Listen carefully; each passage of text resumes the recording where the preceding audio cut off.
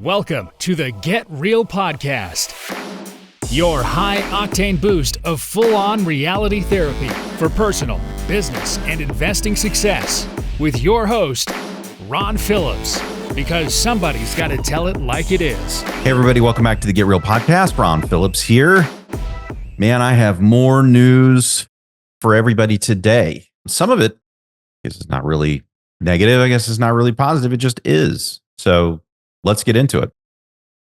The first thing is that the Fed met this last week and rates are unchanged. So there was a whole bunch of people who were calling for interest rates to drop. They did not drop. So the Fed keeps its interest rate unchanged, signaled that just one cut is expected before the end of the year. Don't know when that's going to happen, and also don't know how much of a cut. It believes that the long run interest rate is higher than previously indicated. That's interesting. In recent months, there's been modest further progress towards the committee's 2% inflation objective. And that is such crap. That is such crap. Listen, I don't know how anyone in the United States right now can actually believe that the inflation rate is whatever they're saying, 3 point whatever it is that they're saying, 3.8, I think is the latest. I don't know how anybody could possibly believe that. Every single thing has gone up dramatically and continues to go up dramatically more than that. I just don't get it. As a matter of fact, Shadow Stats is reporting that it's somewhere between 8 and 12%, depending on which one of the models that you look at. That feels more accurate. I mean, you buy things. The things that you buy, are they only going up 3.8%? Because the things that I'm buying certainly feel like they're going up a lot more than that. Maybe it's just me. I don't know. But the Fed, I guess they think we should get down to 2%. I don't know how in the world that's going to happen. I don't know how that's going to happen. So we may or may not see one. They've been saying that we're going to have one for a while. It didn't happen this time. Not sure it's going to happen next time either. And even if it does, I doubt it's going to be anything significant. Nothing that would be a market mover. Nothing that would make everybody who's been sitting on the sidelines actually go out and buy houses or anything else for that matter. I think this is a relative nothing burger. That's what I think it is. So nothing really to report on rates. And I know there's a cadre of people out there who think that the rates are still going to come down. I don't understand how that's possible, but I've been wrong in the past and could happen again that I'm wrong. And I will say this, my position has not changed. If you're going to buy real estate, I think you should buy it now and refinance when the rates go down if they do. If rates drop substantially, you will be much better off because you will have gotten better pricing than what is going to happen if rates substantially drop. If they substantially drop, I promise you there will be a run on real estate and the prices will go through the roof and it will offset the interest rate drop. So buying now, if you can afford it, refinancing when the rates drop, I think is a much better strategy than trying to time just before rates drop because nobody knows when they're going to. Even though people have been saying they do, now they're all wrong, and so they really don't. In other news, still real estate related, we just talked about legislation in South Carolina, but there's been this undercurrent of legislation about institutional money buying single-family homes. Now, again, I am actually shocked that institutional money wasn't buying single-family homes before they started buying single-family homes. Because, look, people have been renting out properties and increasing their wealth since before Moses was a baby. So this is not a new thing. I'm actually shocked that it took so long for Wall Street to figure it out. But they have figured it out, and they are betting big on the real estate market. And I don't blame them. I don't blame them. I sometimes wish they weren't in the market, but listen, most of those hedge funds and very large institutions, they're publicly traded. They pensions and a lot of 401ks own those stocks. I can't say this is a horrible thing. There is a case that's being made, however, that when they buy large chunks of real estate, it takes real estate off of the market that could be on the market right now. And if the market were flooded with a few more houses or with a lot of houses, the real estate prices would drop and more people would be able to buy and afford them. However, the converse of that is also true. The people who have equity in their homes right now would lose the equity in their homes and real estate prices would drop. And then all of the talking heads on the news and all of our politicians who really don't know anything would all be out there stomping their feet about we need to make it so that the real estate prices continue to go up and we're destroying people's wealth and everything else. So anyway, that's neither here nor there. There's legislation that is actually out there. I don't like the government getting involved in the market. I've said that a million times. I guess I'll continue to say it. But there's legislation about the bulk purchase of single family homes by corporate owners. Okay. Legislators have been banging this drum now for a while, but it's gradually getting progressively louder, I guess. And that's what happened. So on the last one, I was talking about South Carolina. And if you don't think this is coming to a state near you, that's what I'm talking about. They were beating that drum about wholesaling for a long time before it happened. It finally happened, and that will be picked up in other states. I promise it will. The bill, which has been referred to committee, but has yet to receive a vote. Now, that's scary. Okay, so this is actually a bill. Hasn't come to a vote yet, but this would effectively ban hedge funds from owning any single family homes within 10 years. And this is how this works. It would force large corporate owners, which we will define here in just a minute, to divest from their current holdings of single family homes over 10 years by selling 10% of their inventory every year over a 10-year span. Right? So that to 10% every single year, they would be out of homes within a decade.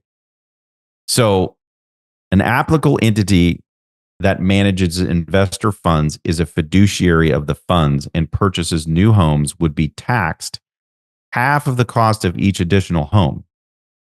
I mean, so nobody's going to do that, right? Entities that fail to divest homes that they own in excess of 50, there's a cap of 50, would be taxed $50,000 for each excess home.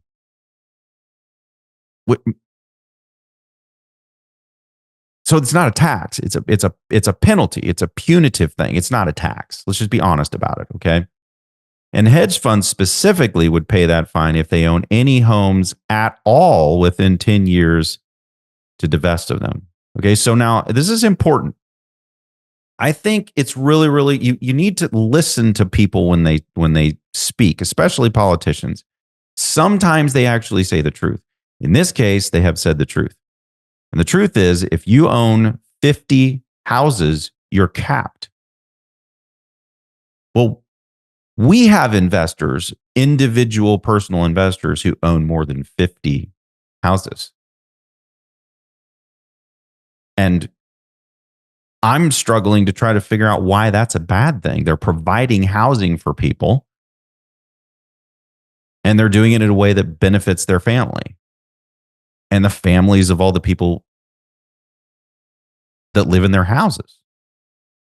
So this is remarkable to me. The taxes would go toward the penalties would go toward a new housing trust fund for down payment assistance for aspiring homeowners. This is just Robin Hood all over again. We're going to just take from some people. We're going to give it to some other people over here. Yeah, man.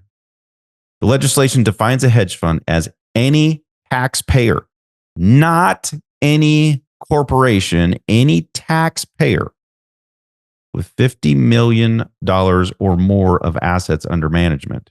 Now, that's just the hedge fund, okay? There are exemptions for nonprofits, of course. Any organization that primarily builds or rehabilitates single-family housing. So you can own more if you're rehabbing more than 50 houses. You can own more than 50 houses. But if you're holding them, you can't have them anymore. Really, really sad. If this passes, and there's more than this, but this is actually a bill that's on the floor, and could go to a vote, I guess, at any point. The overall ownership of single-family homes by private equity remains relatively small, right? And I've said this before, it's really not that many in comparison to the total amount, but they're trying to curb that. And if they were trying to curb that, they would be doing the bill in a different way. They're trying to eliminate the ability for any corporation to own houses at all, which I think is remarkably bad as a general rule. And if the people who are renting houses could afford to buy the houses, then they would be buying the houses that are on the market right now. There's a lot of people who either can't afford to, don't want to own real estate, just want to have a place to live. And anyone who buys and owns real estate is providing that. So I'm a little bit biased. I own real estate and I provide housing. So maybe you agree with me, maybe you don't. Corporate landlords and private equity firms across the country have been accused of illegal formation, information sharing, price fixing, and inflating rents.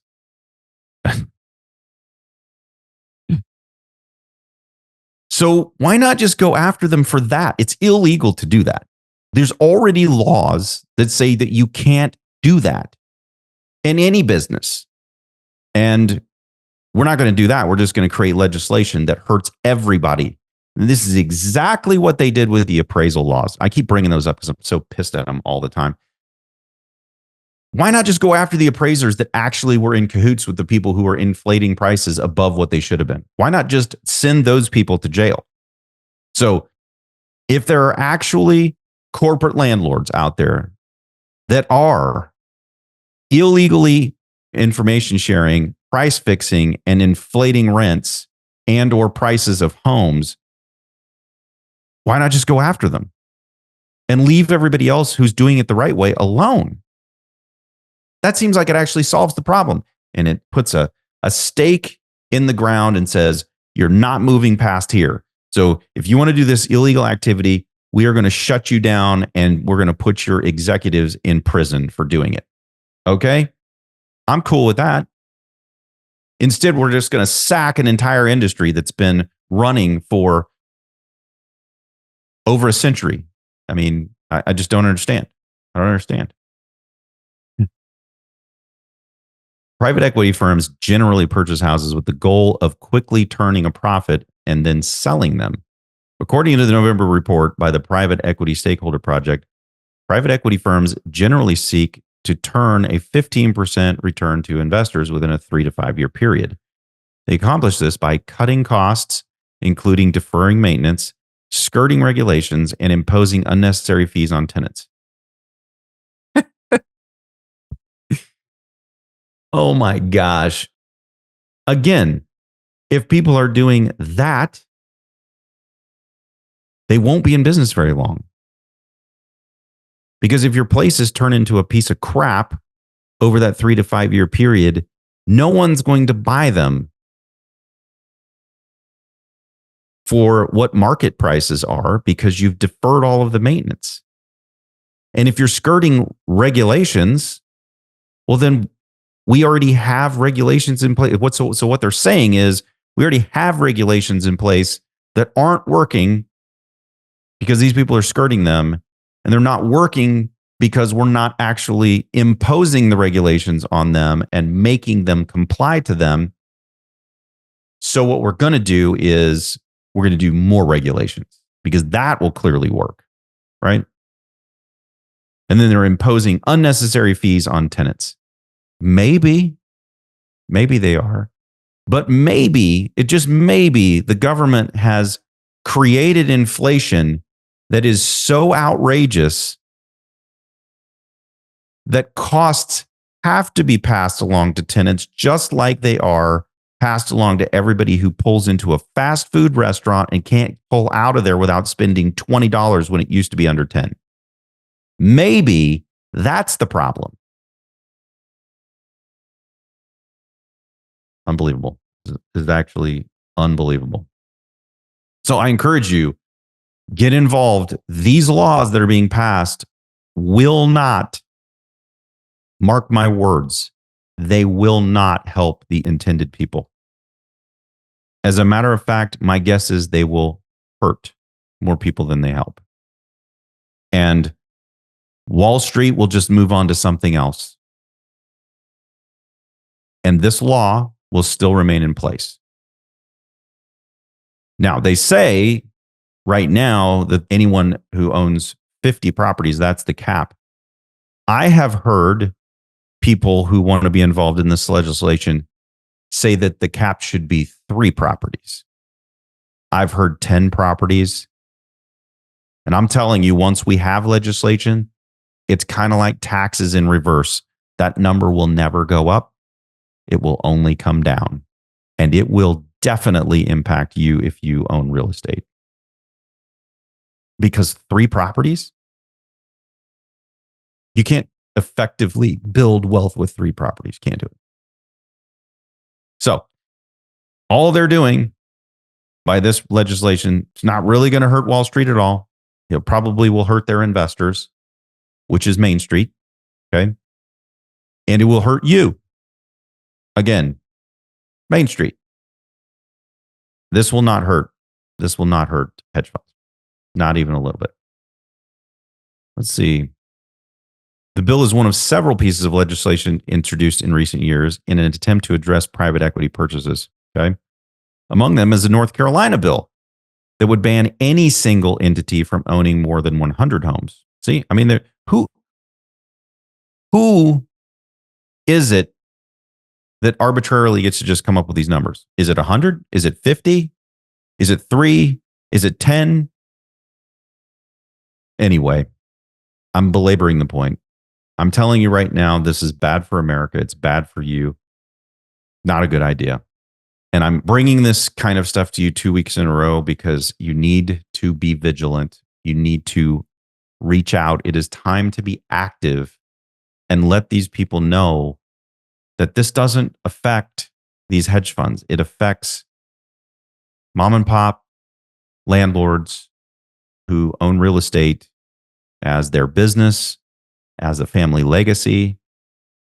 And we are the people who provide housing in this country. I have been in and lived in countries where the housing was provided by the government, and it was the crappiest, horrible housing.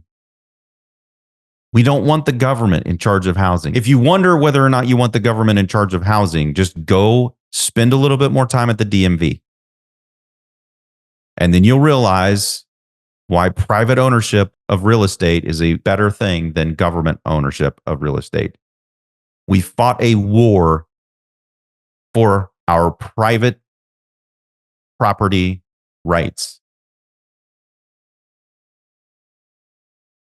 I may or may not like the fact that hedge funds are buying so many properties, but it's a slippery slope. You tell them they can't own real estate, and you put a cap on it, and that cap pertains to the entire country. I know a lot of individual investors who own more than 50 properties. This is sad. Sad. So, on that note, it's 2 weeks in a row. There's a reason. Please become active in protecting your property rights, in protecting your ability to increase your net worth and your wealth, your family's legacy. You have to become involved. Again, please feel free to reach out, invest@rpcinvest.com, invest@rpcinvest.com. And until next week, get out there and make something happen. This has been the Get Real Podcast. To subscribe and for more information, including a list of all episodes, go to getrealestatesuccess.com.